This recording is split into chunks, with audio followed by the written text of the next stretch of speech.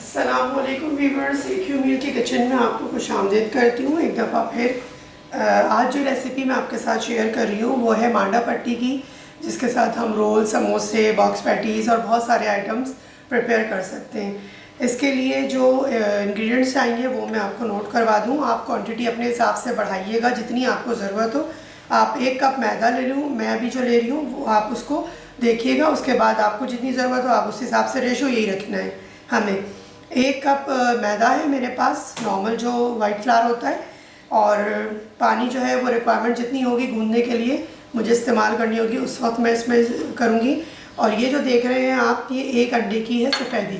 तो आपने 1 कप मैदे में 1 अंडे की सफ़ेदी और ½ टी-स्पून सॉल्ट, ठीक है, बस ये आपने रखना है। इसका रेशो आप बढ़ा सकते हैं। अगर आप 2 कप मैदा लेते हैं तो 2 अंडे की सफ़ेदी लेंगे और 1 टीस्पून सॉल्ट लेंगे और पानी गूंदने के लिए जितना भी चाहिए होगा हमें। इस तरीके से आप जितने कप मैदा लेंगे उतना जो है आप अंडे की एक एक सफ़ेदी करके बढ़ाते जाएंगे, जर्दी इसमें से निकालते जाएंगे। इससे आपके जो रैप्स बनेंगे वो बहुत अच्छे बनेंगे, बहुत आप देखिएगा जब आपके सामने इसको डिमॉन्स्ट्रेट करूँगी किस तरीके से। अच्छा, आप देखिए इस तरह से एक बॉल ले लेते हैं, बाउल एक लेके, और जो ये 1 कप मेरा मैदा है ये मैं इसके अंदर डाल दूंगी, ठीक है। ये अंडे की सफ़ेदी, इससे बहुत डिफरेंट आपके रैप्स बनेंगे, आपको हैंडलिंग में बहुत आसान हो जाएगी। इसको प्रिपेयर करने का तरीका मैं भी आपको बता दूंगी। बस इसमें हमने मिक्स कर लिया अच्छे से, कोई ऑयल, कोई घी, कोई चीज़ नहीं डाली है, ठीक है। बस सिर्फ ये 1 अंडे की सफ़ेदी और सॉल्ट के साथ थोड़ा सा पानी डाल के मैं गूंदते जाऊंगी। और एक अच्छी सी डो बनानी है, ना बहुत सॉफ्ट हो डो और ना बहुत हार्ड हो। ऑयल का जब यूज़ मैं जब करूँगी, जब मैं इसके ओवरलैप करूँगी और बनाऊँगी इसके सारे पेड़े बना के, इसका तकरीबन 3 टेबल स्पून से 4 टेबल स्पून तक इसमें मैदा जाएगा। आराम से ये गूंज जाएगा, कोई इसका प्रॉब्लम नहीं होगा, ठीक है। ये गूंदती हूँ, पूरा गूंद के प्रिपेयर करके आपको और फिर दिखाती हूँ। ये देखिए इस तरह से मेरी जो डो है वो प्रिपेयर हो गई है, और इसको मैं जो है वो चेक कर लूँगी। ये देखिए कितनी सॉफ्ट है, बस इतनी रखनी है हमें, ना बहुत ज़्यादा सॉफ्ट करनी है ना बहुत हार्ड रखनी है। ये बहुत डिफरेंट तरीके से बनेगी और डिफरेंट लगेगी आपको। अच्छा व्यूअर्स, देखिए मैंने इस तरीके से जो जितना आटा आपके सामने 1 कप गूंदा, इस तरह मेरे पास जो है मैंने इसके 4 पेड़े बराबर के प्रिपेयर हुए, ये देखिए, ठीक है। अच्छा, अब एक तरफ मैं रख लूँगी थोड़ी सी खुश्की, जो मैदा ही है, आटा यूज़ मत कीजिएगा। जब आप मैदे से बना रहे हो तो मैदा ही प्रिपेयर कीजिएगा। और इस तरह से एक बाउल में मेरे पास ऑयल और ब्रश है, और मैं अब आपको बताती हूँ कि इसको किस तरीके से मैं प्रिपेयर करूँगी आपके सामने, ठीक है। ये चारों रोटियाँ इवनली जो है वो इक्वल छोटे साइज़ की मैं पहले बेलूँगी और फिर एक दूसरे के ऊपर ओवरलैप करके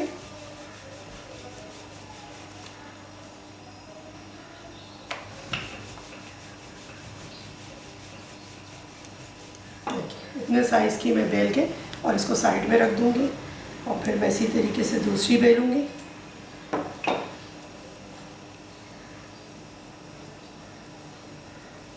ये तकरीबन मेरे 4 बनी है मेरे पास, तकरीबन नहीं बल्कि यकीनन 4 बनी है ये।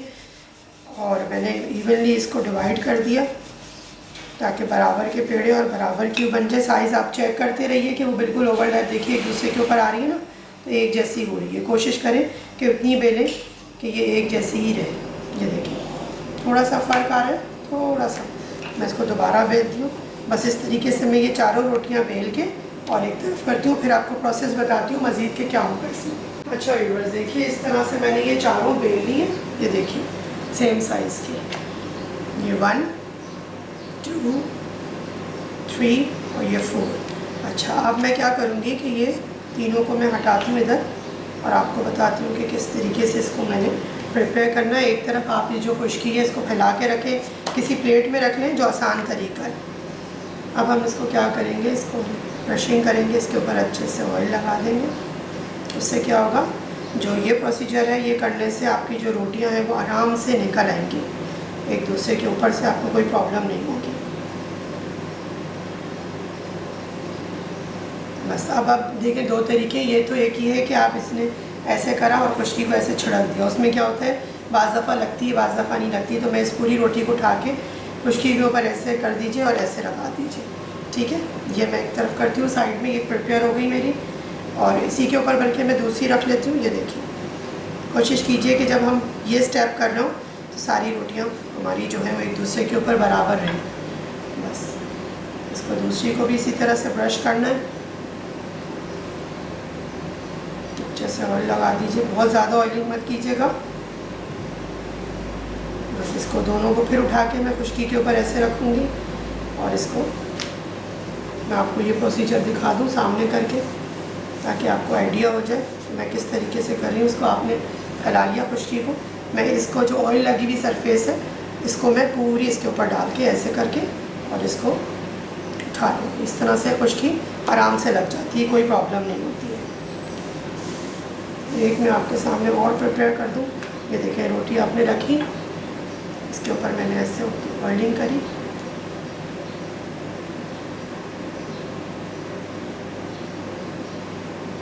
ये करने के बाद आपने ये खुश्की को ऐसे फैलाया और ये इसके ऊपर ऐसे करके डाल दी बस, और इसके ऊपर वापस से हमने रख दी।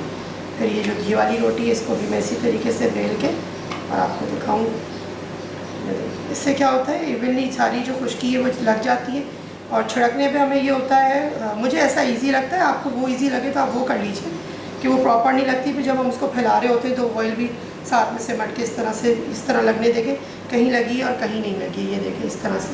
लेकिन इसमें क्या होता है, जो प्रोसीजर मैं आपको बता रही हूँ पराठों में भी बनाने में इसमें आसानी होती है। ये देखिए इस तरह से किया आपने, ये देखिए सब लग गई और बस अब हमने इसको इसके ऊपर से आखिरी वाली जो सतह है इसको मैं आखिरी वाली जब हम रोटी रखेंगे तो उसको मैं आपको दिखाऊं कि हमने क्या करना है। ये सारी हो गई रोटियां, जब हम आखिरी वाली रोटी के ऊपर लगाते हैं, ये देखें ये मैंने इसको इसके ऊपर उल्टा करके रखा है। अब इस वाली सतह के ऊपर और इस वाली सतह के ऊपर ऑयल बिल्कुल भी नहीं है। बस अब इसको हम हल्के से प्रेस करेंगे, बहुत ज़्यादा नहीं, और हल्के हाथों से हम इसको बेलते चले जाएंगे। जितना साइज़ का आपका तवा हो उतना आप इसको बेलें। मैंने ये इस तरह से लिया है फुल साइज़, और इस पर मैं आपको प्रिपेयर करके दिखाती हूँ। ये भी मैं आपके सामने करती हूँ, इसको बेलती हूँ और फिर मैं आपको बताती हूँ। तो देखिए उसमें आपने ये पैन में गरम तवा रख दिया आपने अच्छा सा, इसको हम हल्का सा हीट होने देंगे। फ्लेम आप देखिए कितना लो खुला हुआ है, बहुत ज़्यादा एकदम से हीट नहीं कर दीजिएगा फास्ट फ्लेम करके, क्योंकि वो तेज़ होने से क्या होगा, आपका जो रोटी है वो एकदम से जो नीचे वाली सतह की रोटी है वो जल जाएगी, फिर आप पलटेंगे तो वो दूसरी भी जल जाएगी, ऊपर वाली भी ना तेज़ हो जाएगी। हमें क्या करना है, ऐसे करना है कि स्टीम जो है वो सबको इवनली अंदर तक लग जाए। अब देखिए ये तवा हो गया, मैं इसके ऊपर ये इस तरीके से ये रोटी डाल के और ये आपने फैला देना। आपने अपना देखना है कि आपका पैन का साइज़ जितना है आपने उतनी बेलनी है। मेरे पैन का साइज़ ये फुल साइज़ है तो मैंने इसलिए इसमें इसको बेला है। मैं अब आपको दिखाती हूँ इसको सेक के दूसरी तरफ। अच्छा देखिए एक साइड पे हल्की सी ये साइडें छोड़ने लगी है। अब मैं क्या करूँगी, इसको मैं इस तरीके से पकड़ के बस ये देखिए इतना आना चाहिए इसका कलर, बहुत कुक बिल्कुल कुक नहीं होनी चाहिए।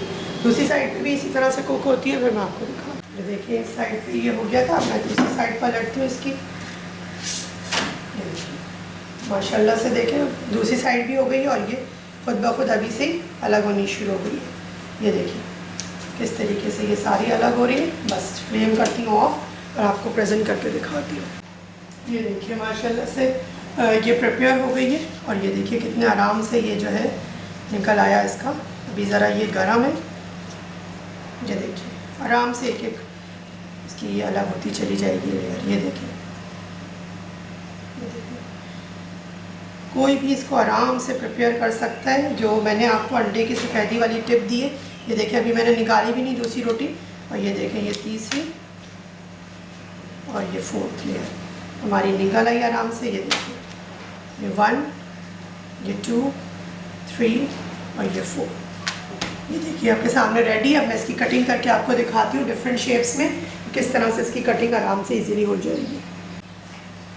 अच्छा व्यूअर्स देखिए ये इस तरह से कटिंग कर दी मैंने, जितने भी आपको ज़ाहिर है मैंने 4 रोटियों की आपको बना के दिखाई है। ये देखिए इसमें मेरे पास ये कितने सारे ये निकल आए रोल बनाने के लिए। ये देखिए ये सब रेडी है। और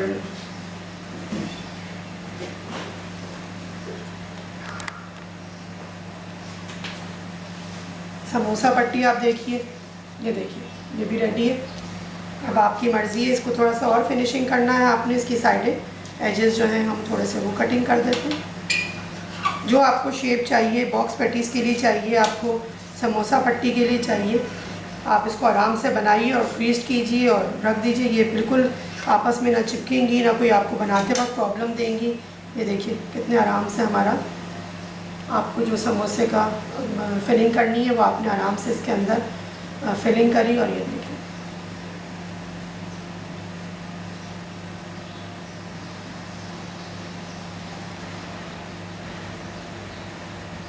हमारा पास तैयार है। बस इस तरीके से आप प्रिपेयर कीजिए सारी और इन्जॉय कीजिए। जो फिलिंग आप भरना चाहें मैं भी सिखाऊंगी, वो भी आप सीखिए और इसको अपने घर में बनाइए और सेव कर लीजिए। रमज़ानों में आम टी टाइम पे घर में वैसे भी 12 महीने हमारे यहाँ माशाल्लाह चाय के साथ कुछ ना कुछ चाहिए होता है। और आप इस तरह से बहुत सारी मैं आपको फिलिंग सिखाऊंगी किस तरीके से आप इसको फिल करें और बनाएं और रखें और किस तरह शेप्स को आप यूज़ कर सकते हैं। मिलती हूँ इंशाल्लाह ताला आपसे फिर किसी नई रेसिपी में, किसी नए इंग्रेडिएंट को लेके और कोई नए प्रोसीजर के साथ। तो हमेशा दुआओं में याद रखिए और खुश रहिए, खुश रहने दीजिए। हमेशा यही कहूँगी, ईट हेल्दी फील हेल्दी।